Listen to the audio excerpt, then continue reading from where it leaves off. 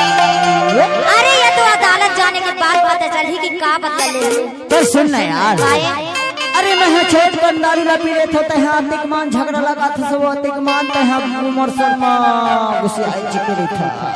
का करने गुस्सा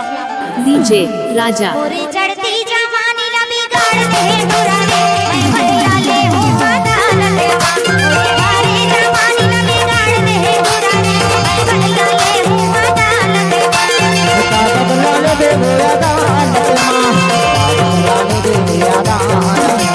का बदला ले दे अदालत मां बदला ले दे अदालत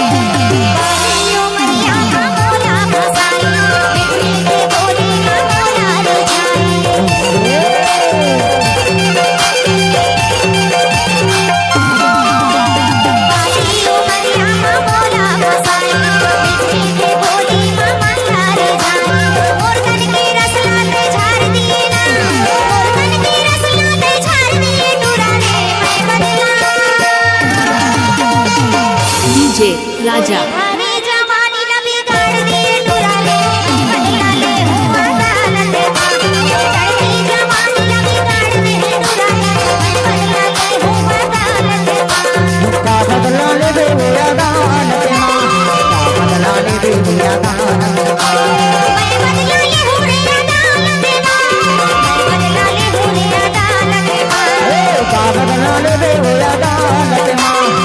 बदला ले दे अदालत